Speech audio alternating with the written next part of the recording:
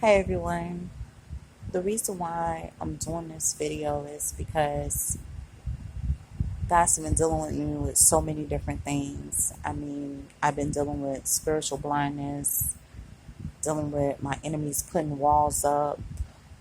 I'm dealing with being attacked and not being able to really fight back. I'm dealing with being comatose, paralyzed, that inability to do what I really want to do.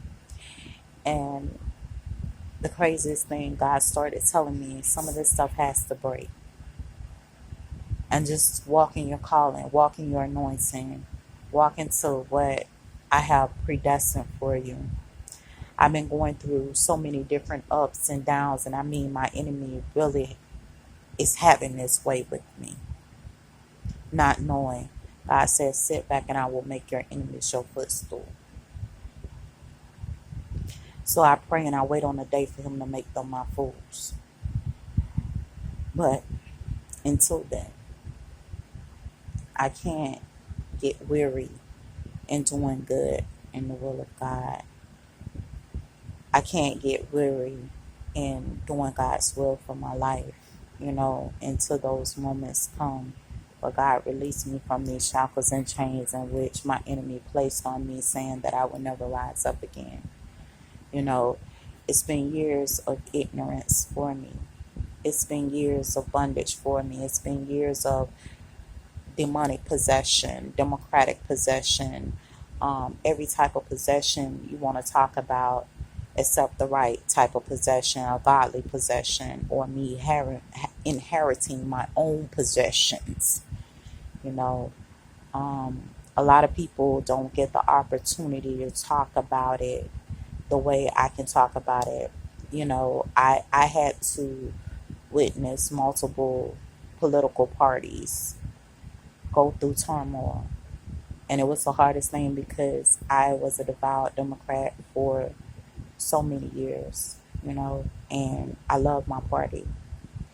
And I had to walk away and go without having a party and go be non-party affiliation and go out there on my own away from them for a while to see the abuse that they had to sustain and see the stuff that was happening to multiple people.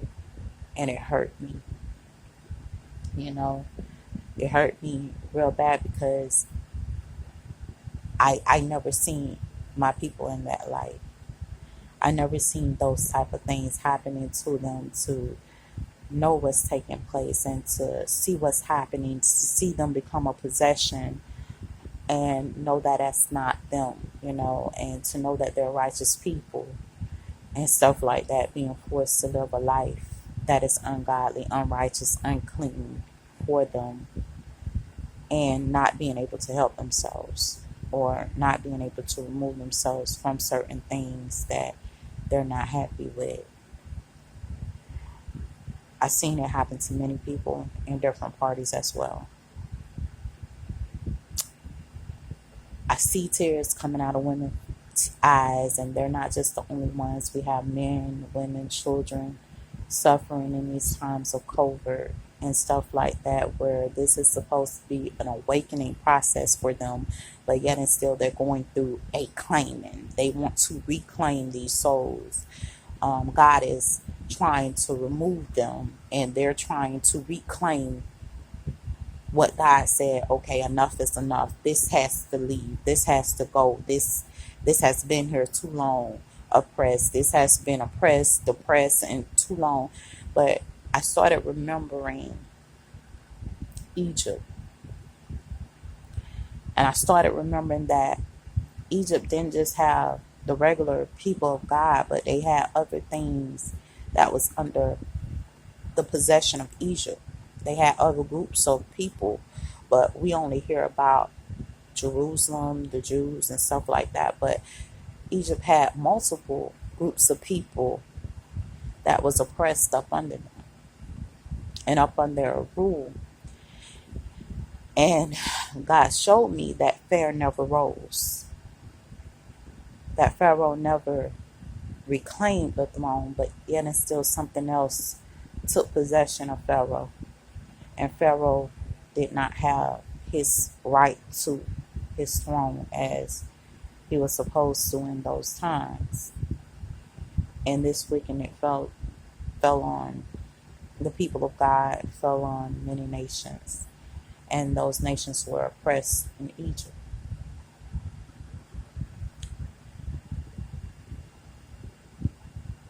I don't know how to say this other than to say, during those suppression times, just remember, don't get tired of doing good works, because we're dealing with so many different things. We're dealing with switches. We're dealing with tears. We're dealing with people trying to claim us as a possession, and stuff like that. And we can't give them room to play, for you to sit up there and you just say one word or one lie or whatever. They're so quick to point it out. Oh, you lied. You did this. You did that.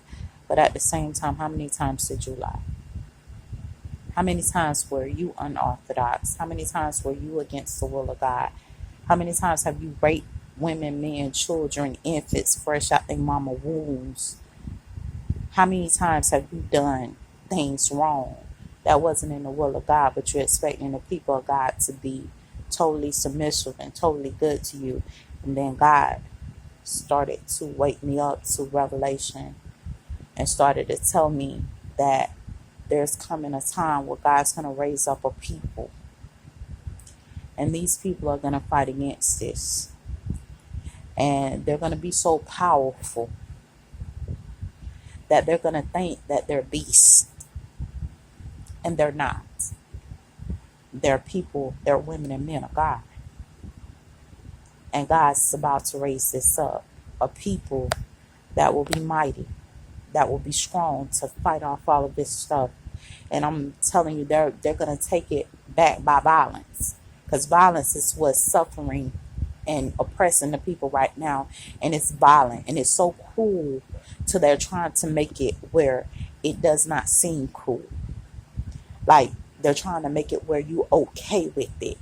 But they're so heinous and evil with it that they're trying to make you feel like it's okay. This is the norm. This is the ordinary. This is the day-to-day and stuff. And they're sitting up there, they're doing a reclaiming. But they want to oppress the people. And God says, I'm doing my own reclaiming to liberate them.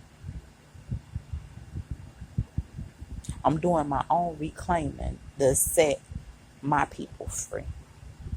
If they mine, I'm marking them as mine. And I'm going to set them free. And I'm going to do a mighty work.